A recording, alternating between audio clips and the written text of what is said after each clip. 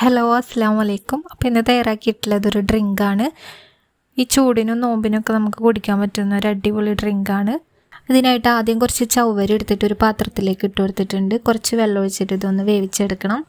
100 gram ചവ്വരിയാണ് എടുത്തിട്ടുള്ളത്. ആദ്യം വെള്ളത്തിൽ ഇട്ട് വെക്കുകയാണെങ്കിൽ പെട്ടെന്ന് തന്നെ വെന്ത് കിട്ടും.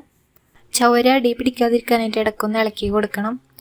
എന്നിട്ട് നന്നായിട്ട് വെന്ത് കഴിഞ്ഞാൽ ഫ്ലെയിം ഓഫ് ചെയ്യുക. എന്നിട്ട് കുറച്ച് പച്ചവെള്ളം ഒഴിച്ചിട്ട് ഒരു അരിപ്പയിലേക്ക് വെള്ളം വരാനായിട്ട് മാറ്റി വെക്കാം. 1.5 ടേബിൾ സ്പൂൺ കസ്കസ് എടുത്തിട്ട് ഒരു പാത്രത്തിലേക്ക് ഇട്ടിട്ട് കുറച്ച് വെള്ളം ഒഴിച്ചിട്ടൊന്ന് കുതിരാനായിട്ട് മാറ്റി വെക്കാം.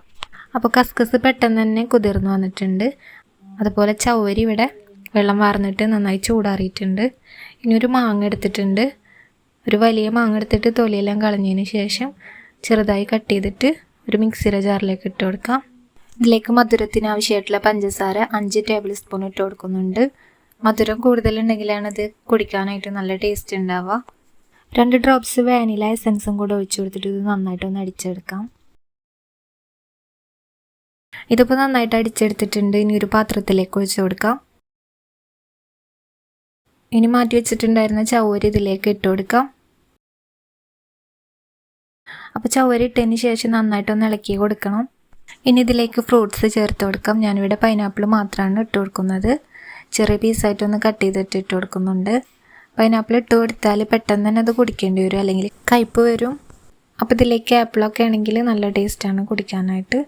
പൈനാപ്പിളും ടേസ്റ്റ് തന്നെയാണ്, പക്ഷേ പെട്ടെന്ന് തന്നെ കുടിക്കേണ്ടി വരും. ഇനി ഇതിലേക്ക് മാറ്റി വെച്ചിട്ടുണ്ടായിരുന്ന കസ്കസും കൂടെ ചേർത്ത് കൊടുക്കാം. 3 ടേബിൾ സ്പൂൺ കസ്കസും കൂടെ ഇട്ട് കൊടുത്തിട്ട് നന്നായിട്ടൊന്ന് മിക്സ് ചെയ്യാം. എല്ലാം കൂടെ നന്നായിട്ടൊന്ന് മിക്സ് ചെയ്യാം.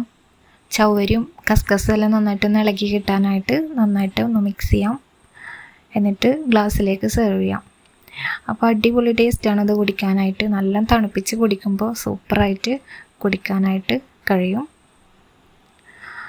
എന്തായാലും എൻ്റെ വീഡിയോ ഇഷ്ടപ്പെട്ടാലൊന്ന് ലൈക്ക് ചെയ്യാനും സബ്സ്ക്രൈബ് ചെയ്യാനും മറക്കരുതേ.